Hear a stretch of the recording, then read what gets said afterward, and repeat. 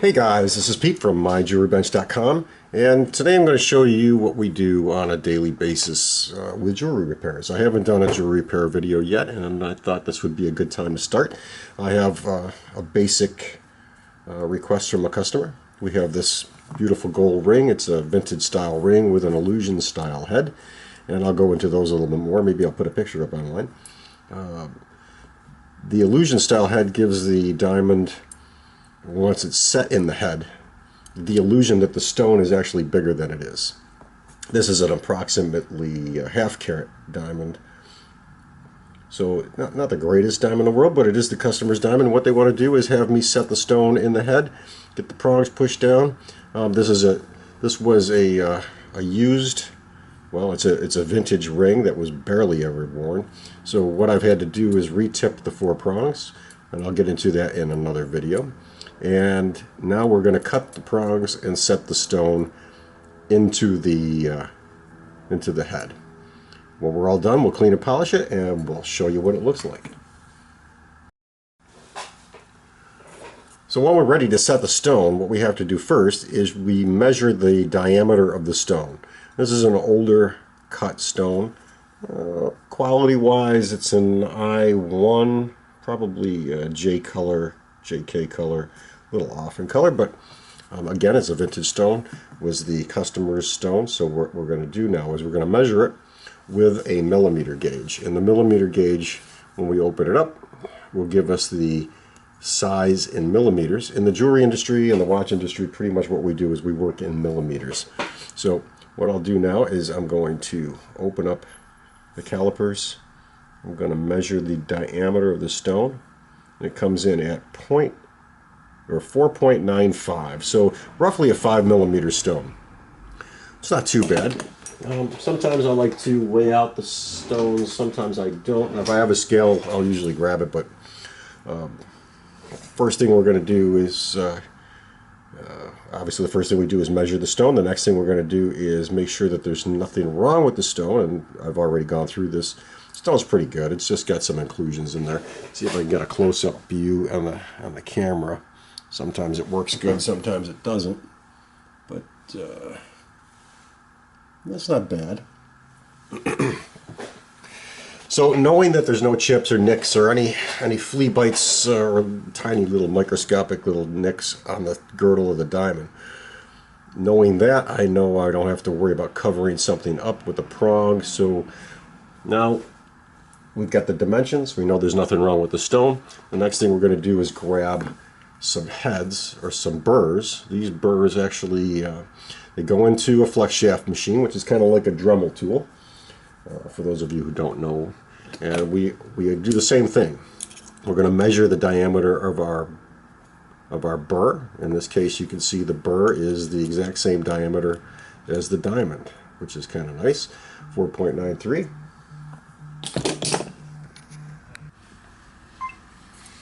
Okay, so we pick a burr that's the same size as our diamond, and if you look at the burr and you look at the diamond, you can see that roughly the diamond has the same underside shape as the burr. So what we call the cut. It's about the same cut. That's going to help us to set the stone and seat it more tightly. With that in mind, let's get started. Now, without going into a tool review, I'm using I'm going to move a camera over here so that we can see what I'm using. I'm using a GS style graver, ring holder, whatever you want to call it. These are pretty cool because you can mount the ring in them and put it in here, twist it around, move it any which way you want to move. And I do that a lot when I'm setting the stone. So we get our flex shaft machine, and the flex shaft machine has got a foot switch. You can turn it around. We're going to change the burr out. Let me grab my chuck. We're going to grab our burr.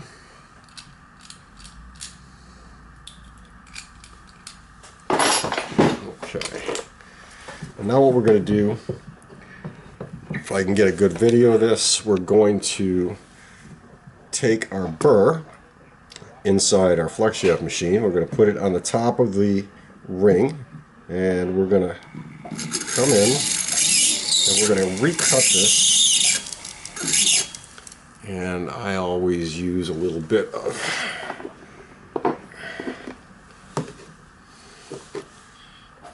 lubricant. This is a solid lubricant, but when it heats up, it gets nice and liquidy, keeps the burr sharp, makes a nice flatter cut. So we're going to give that a nice smooth cut. And I'm not putting a lot of pressure on this. You don't put a lot of pressure on the burr when you're cutting the head, and you're coming in straight. So you're going to need a good eye to make sure you're straight. And one thing I do after I've done that, I'll brush it off.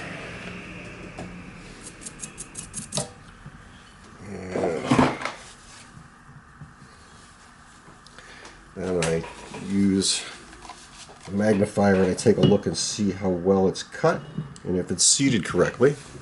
Once I've done that, I do a test. So I'll grab the diamond and we're going to test seat and see if it fits in here without an issue. Now, sometimes it'll come in a little loose, which this is. So I need to cut in a little deeper because this is just too, the diamond is sticking out just too much. So we're going to come in and we're going to cut this a little bit more. Again, we're going to come in at a straight angle. And you're going to let the burr work and cut the gold, like I said, at a very straight, perpendicular angle. And when you're happy, grab a towel, just kind of brush that off. And excuse me for making much noise, I'm just trying to find a hand brush. I use a lot of different hand brushes. This is a painter's brush I bought at Fabrics and Findings, and it's good for getting a lot of stuff out of here. If you have any debris that's stuck in there, sometimes you use a soldering pick and I'll get in there and kind of clean everything off. When you're using the wax paste to cut the heads, sometimes it leaves a little bit of a pile of gunk. We want to clean that off. Okay. Now that that's clean, let's test the diamond again and see how well it sits.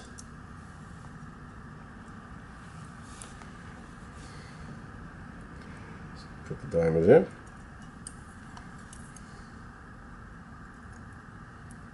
And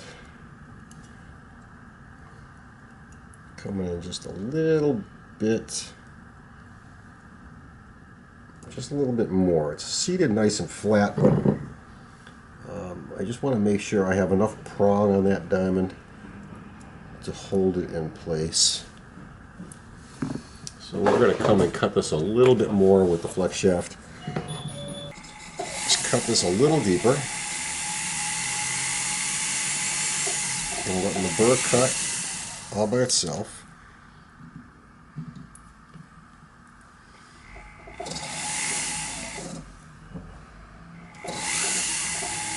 With a nice perpendicular angle. Okay.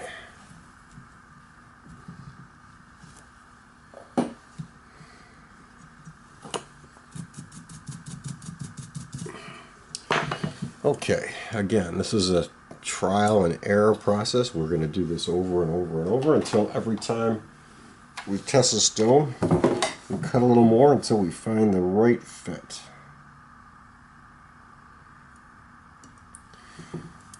Now when you set a stone like this, and that looks good,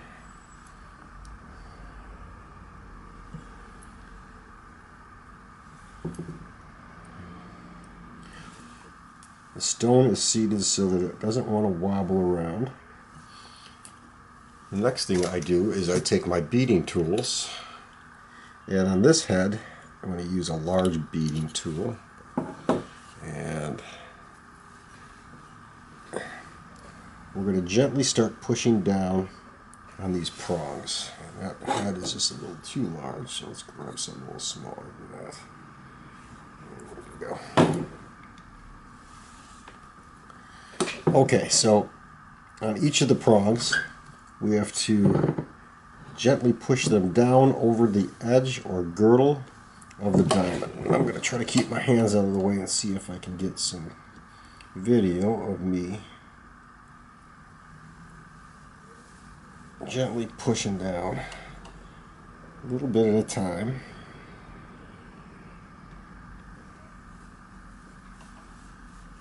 Okay, so I've got this corner.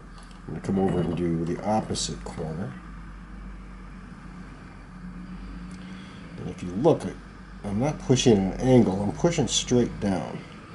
The reason I'm pushing straight down is to get the head of the gold down over the edge of the diamond and make a little bead out of it. And then I check it for plumb. It's looking good so far, so we're going to keep going with just those two prongs. My beading tool is concave. You might not be able to see that in there. But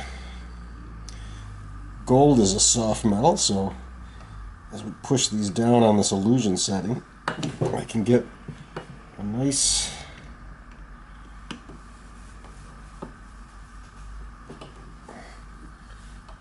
bead over the corner and make it look good so I don't have to finish it as much.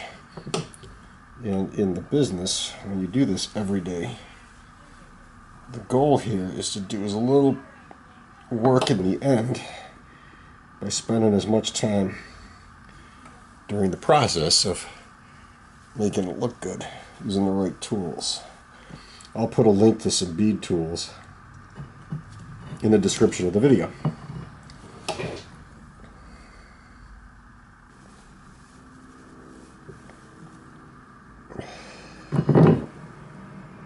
Let's just keep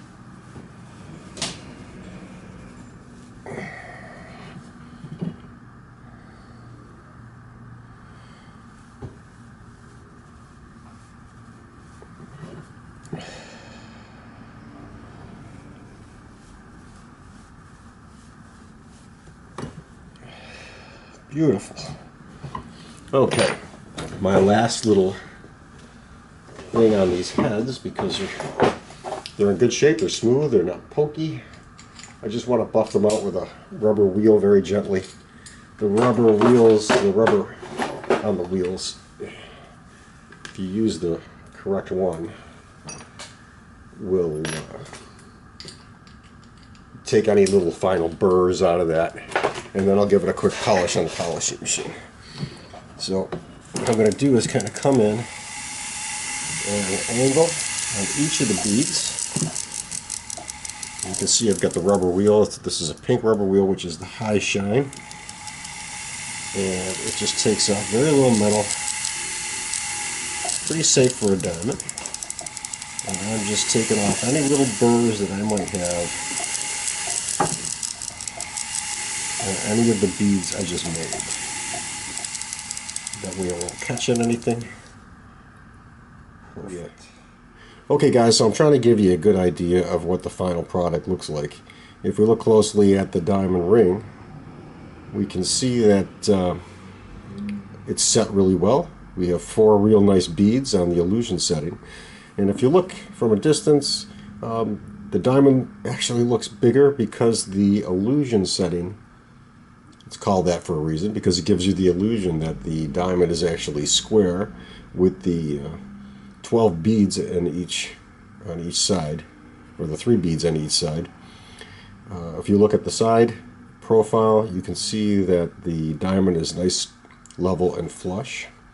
If I can get in a little bit closer, keep this in focus. And perfect ring. This is ready to go back to the customer. I like it. I think she'll be happy. So hope you like that, and that's how we do an illusion set of a diamond in a vintage ring. If you have any questions, leave us a comment below. If you like the video, please give us a thumbs up. If you want to see more of these, subscribe. I do put up videos once or twice a week to try to cover a variety of different things. Thanks, guys. Have a good day, and good luck.